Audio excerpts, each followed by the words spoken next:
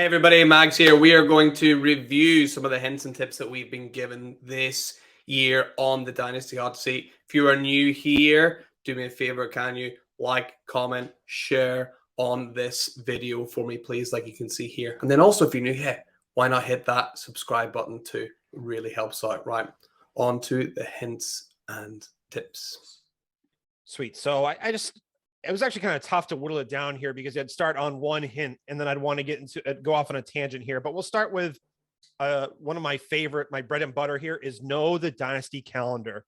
A player and pick values change depending on where it is in the season, off season, where you are. And you have to understand how those values ebb and flow. And it's like, it literally is like clockwork and how those things work every single year after year. People can fall into traps of not selling players or trading for players at the right time or cutting bait just because of where they're in the calendar. So, you got to maximize that value. And so the first thing is a couple of what do I mean by this? Well, veterans are always cheapest at the trade deadline and in January. And then through rookie drafts, that's when veterans are at their cheapest. So if you're looking, now is not the time to be maximizing your value for DeAndre Hopkins. No, don't do it right now. That's not the time to be trading your veteran, your expiring assets. You want to, they're going to start to get a tick back up in July and August once the redraft season starts. So that's when people want to start thinking about their lineups. That's when you start making your moves with your veterans or in season if you want to be maximizing that value. And then rookie pick values, so just going right on to the next thing. Those values, they peak during rookie drafts and they're the easiest to acquire the first month of dynasty season. But then they tick back up, like their value goes up in the trade season when people are trying to start to rebuilding for next year. Those picks go up. And then as you get closer to the rookie drafts, they start to skyrocket. So you don't want to be now it's too late to be getting those rookie picks. You should have been getting them in previous years, when they're cheaper. And then that kind of piggybacks my next thing, just of like how rookies and first year or going their second year, those young players, they gain value in the beginning of the offseason, especially rookies. Starting in January, they're at their cheapest, and then they start to gain value. So when people make their dynasty rankings, or you see consensus ADP over at DLF or Keep Trade Cut or wherever you player profile, you see these rookies consistently year after year, or if you're into best ball. I know this is Dynasty Hot Seat, but if you're into best ball, consistently, rookies will go up in value as the season continues. So get in early. And people are afraid they're going to miss. That's the problem. They're going to miss. Don't be afraid about missing, because that value gain, if you were in on Breece Hall when he was the RB11, RB12, or before the combine, people are having startups with rookies in those drafts, and you take him as the RB12, RB13. Well, now he's considered a top 5 dynasty RB, and you've already gained value before even in the NFL. So, and just, another, as far as knowing the dynasty calendar, in October, that's when there's a rookie dip. Remember AJ Brown? He was to be had for 2 second-round picks and a wide receiver. Like he disappointed early on, and I got him everywhere because like the teams I wasn't able to get him in the second round of dynasty drafts, you could get him in the first month of the season because people were disappointed. So you can definitely go shopping for your rookies early in October. And then, I think that's it. I could keep going on and on, but then I guess the last thing, middle tier RBs, they become hard to move once January and February come, those middle tier RBs, because people don't know about their volume. People are worried about rookies coming in, free agents. So you don't want to be paying high right at the beginning of the offseason, because that value is going to dip. So that's kind of my first overall piece of advice. That was a big one, but just know your dynasty calendar. Yeah, absolutely love that. Being aware. I think I was just talking about it with Kev over at the Fantasy Wildcard podcast. I know you've been on there before, and he was sort of saying a similar thing. Like those picks, like even though it doesn't, picks don't have form, or they don't like have good games and bad games, but the value changes so much, even though it's just like a number. So it's just paying attention to when is it at that peak and when is it at that trough, and being able to move or gain them at the right time. So I think those little intangibles really do make a huge difference whenever it comes time to draft teams and to pick your new rookies. I think that's great advice. No knowing the calendar. And you're right, it does work, just like clockwork sometimes. After the draft happens, the NFL draft, things are going to take another step up as well. You can bet with these rookie picks. So I love that for a first tip. And what do you got for us for your second tip?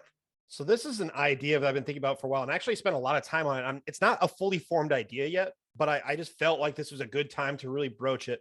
And we are really bad at calculating risk in fantasy football. Risk is a very complicated thing. Often not understanding risk and misjudging risk and not appropriately assessing it.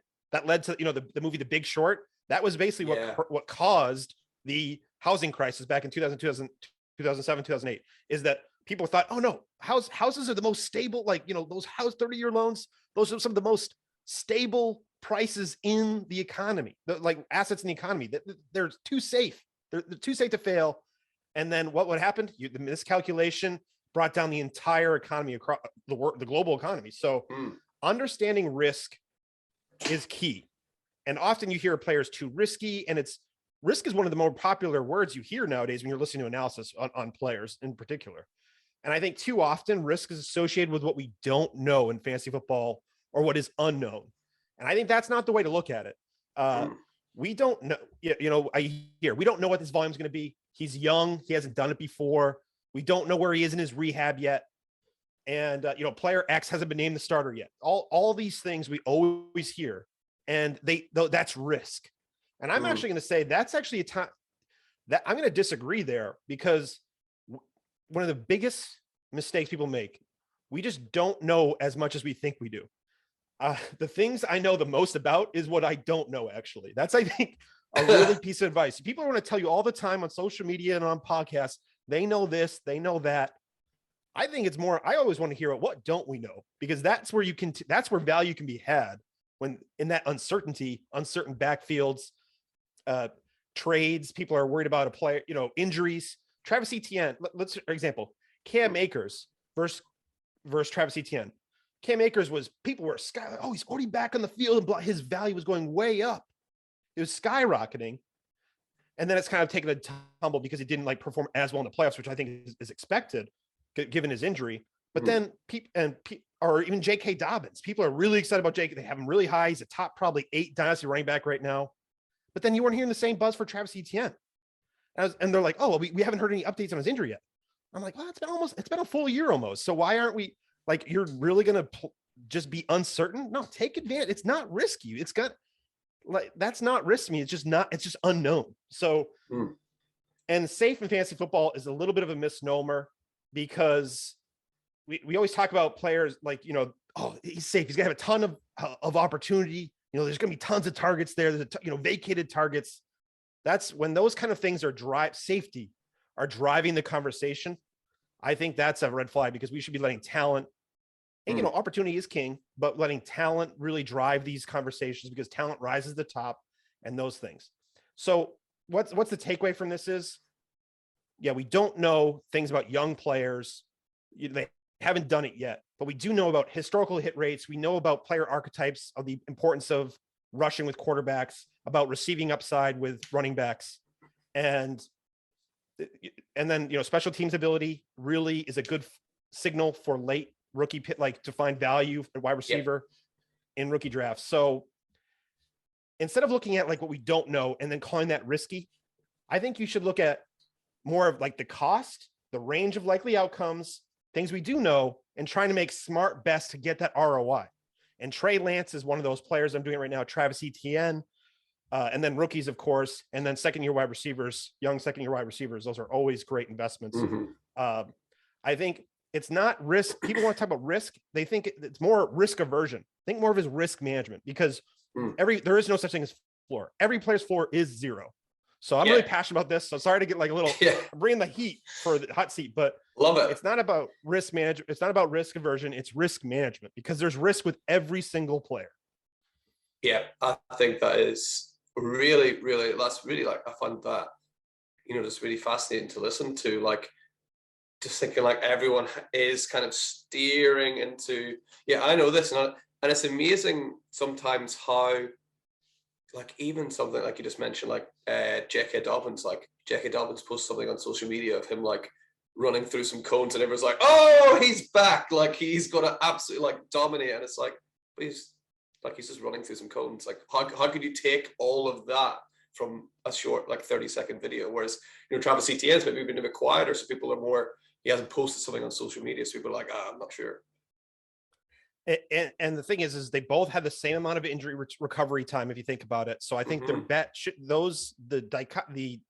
the delta, the change, like the distance between the values of those two players, I don't understand. I know we've seen J.K. Dobbins in the NFL, but Travis Etienne could have been argued if he had come out the same year as J.K. Dobbins was a better prospect than J.K. Dobbins. So I just think those are kind of moves to think of.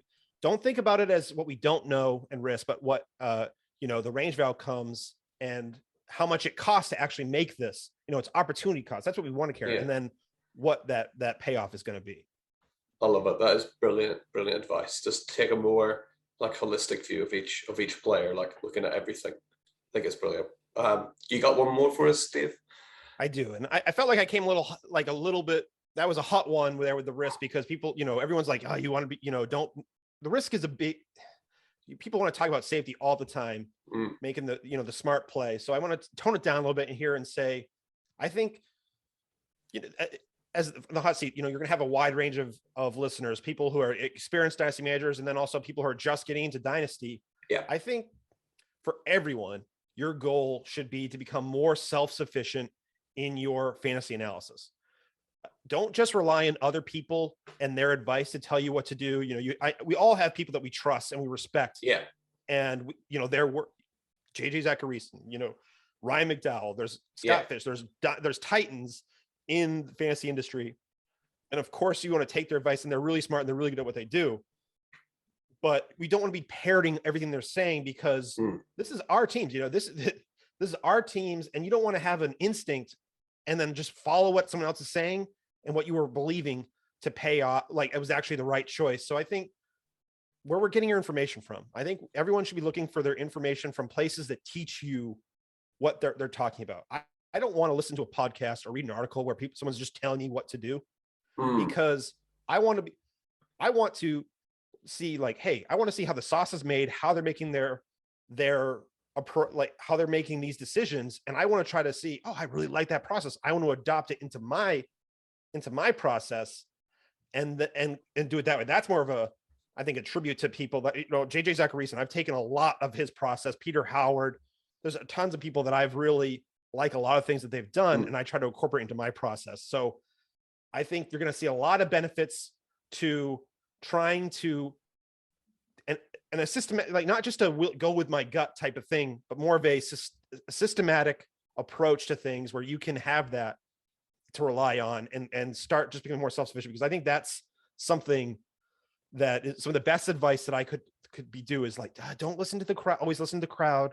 Don't always listen to the talking heads. It's your team, you're the manager, and you're going to make mistakes along the way. Trust me, I made a ton of stupid decisions, but every wrong decision that I've made has made improvements somewhere else that's helped me in the future. So that's obvious, everything, but I think that's just something that I was trying to go with some different advice than you normally get here. So that last one is, try to slide it under there. Something a little bit off the normal path here. Yeah, I really like that one as well. Like, I think I was just discussing a few days ago with Murph over at 5 Yard Rush, and he kind of said, Dynasty isn't like redraft. If redraft is like checkers and Dynasty is like chess.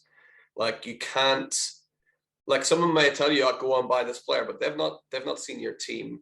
They don't know what capital you have. They don't know, what other players in that same position you have. So you can't just, you're right, like just listen to the talking heads that say, you need to sell this player or you need to buy this player because, it's a game of chess. They don't know what position you're in everywhere else on the board. So you're right. You have to have your own process to understand it a bit better. My former co-host on Rookie Fever, Fanero, in the opening, he says it best: nothing is in a vacuum. So one of my favorite lines. Thank you so much for watching today's video. Remember, like this video, leave a comment if you want, and subscribe to the channel. These videos are going to be coming thick and fast, so you don't want to miss anything. So that's it for today. In the meantime, keep your teams lit. We'll see you next time.